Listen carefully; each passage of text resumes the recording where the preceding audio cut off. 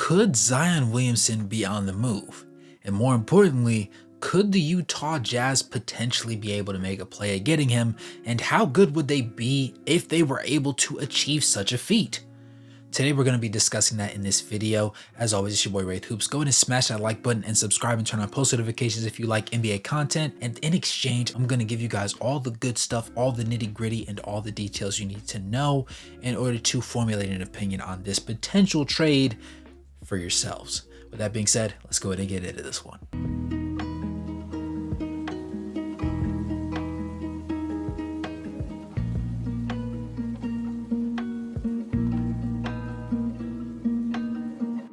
Bleacher Report's Andy Bailey suggested that the Jazz could be a potential trade suitor for Zion Williamson if he should be available. Considering the fact that the Pelicans did end up being a team that was capable of being in the playoffs, but ultimately without Zion, they were kind of helpless, was very unfortunate. You had Valanciunas, who was fighting for his life against Chet Holmgren and the likes of the front court for the Thunder, and honestly, he was winning. But when you have Brandon Ingram being that second star who was supposed to step up in the absence of Zion, being absolutely clamped up by Lou Dort, it didn't really do you many favors. By default, one could contest that the potential of a trade could be imminent. And if that does end up being the case, obviously it will be quite a hefty deal, but I think that ultimately it will be worth doing. I think that a healthier Zion would come from a Zion in a different city. I think that he would be able to lose his weight and keep his weight off if he was put on a different plan and a different workout and dietary restriction level with a organization that was capable of keeping him in check. And not just keeping him in check as though he's a wild animal, but helping him in the process as he tries to take care of himself, because that is the most important thing. Danny Ainge, in his exit interview for the season, was known as saying that the Jazz would be going big game hunting this offseason, and Zion Williamson definitely could be that potential target, or one of those type of potential targets that could change the landscape of the NBA as it stands. And as myself being a person who feels like the Grizzlies might end up leapfrogging the Jazz if no moves are made, this is one of the few moves that could potentially be made to boost the Jazz up into the playoff picture rather heavily and stoutly to begin with. I think that likely Zion Williamson is going to be a very interesting piece. His overall strong interior presence and ability to shoot high percentages literally at the rim and anywhere within 10 feet of the rim allows for him to be a little bit of a very strong complementary piece alongside Lauri Markkanen, who does most of his damage from, you guessed it, outside of the arc. So they're very complementary of each other instead of overlapping and having the same skill set that just kind of requires one to take a turn, then the next person to take a turn. They both score, but in two different ways. And considering the type of just dump truck that Zion Williamson tends to be and the fact that he can just gut through defenses with his pure power, I love the ability for him to have the reliable shooting of Lauri Markkanen and have the assistance of other people alongside the perimeter to give him a little bit of a boost. Defensively, he wouldn't necessarily be the greatest upgrade because he does have his issues, but Zion in better shape, still being as muscular as he is, I think that could be a little bit of a sneaky pick, and I think in the system that Will Hardy has in place, he could end up being a more plus defender than he's been at any other point in his career. In the trade, the suggestion was that the Utah Jazz would end up receiving Zion Williamson, Larry Nance Jr., and a 2029 pick swap. In exchange, the Pelicans would end up receiving Walker Kessler, John Collins, Bryce Sensabaugh, the 28th pick in this draft, the 32nd pick in this draft, Cleveland's first round pick in next year's draft, and the Lakers' first round pick in 2027.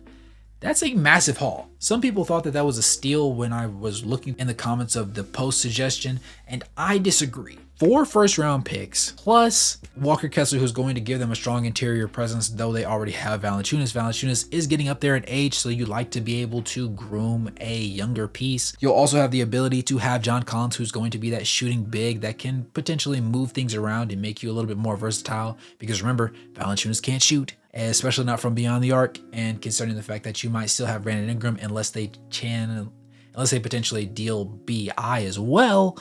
I think that it would be a nice rebuilding block kind of standpoint from that point of view. And then Bryce Sensabaugh has shown the ability to be a very solid scorer when it really comes down to it, though his efficiency kind of sucked over the entirety of his time with the actual Utah Jazz. We saw a little bit more consistency out of him with the SLC Stars G League affiliated team.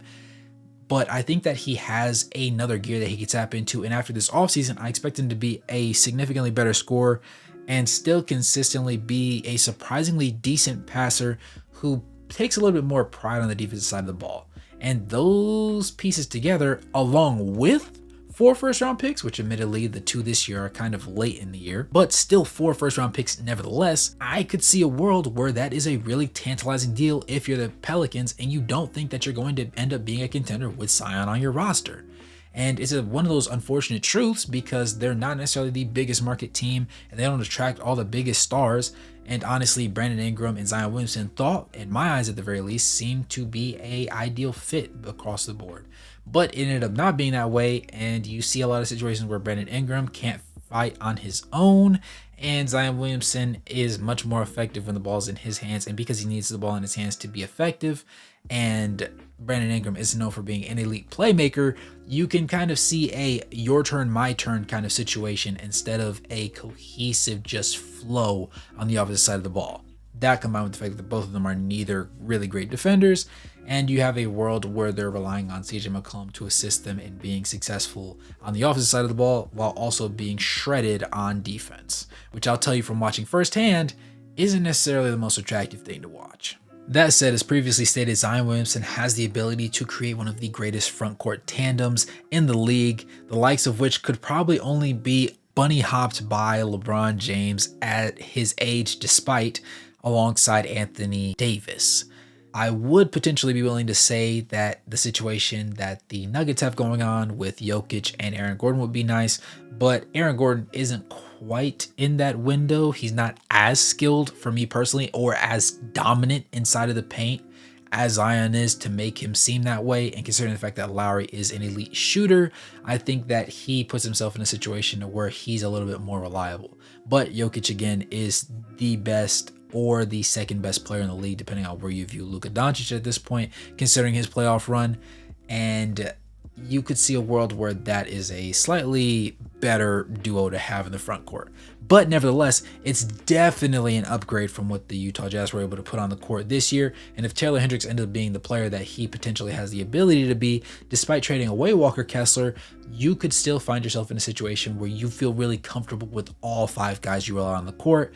And you could still take a step forward defensively. And though Zion doesn't have a jumper necessarily, you can find other pieces that will allow you to have shooters on the floor, particularly at the wing spot, or if Keontae George takes that next step forward that we all think he potentially can, because he did show flashes this year. He just didn't show enough for us to go ahead and say he is the point guard of the Utah Jazz's future. But you guys let me know what you guys think of this trade proposal in the comment section below. Do you think that Zion Williamson is, for one, going to end up getting traded to begin with? And for 2, do you think he's going to go to the Utah Jazz? And if so, do you think that's a reasonable package to have for him? Or do you think there's going to need to be a little bit more to sweeten the pot over some other teams that could get in the mix? As always, go and smash that like button, subscribe, and turn on post notifications. It's been your boy Wraith Hoops.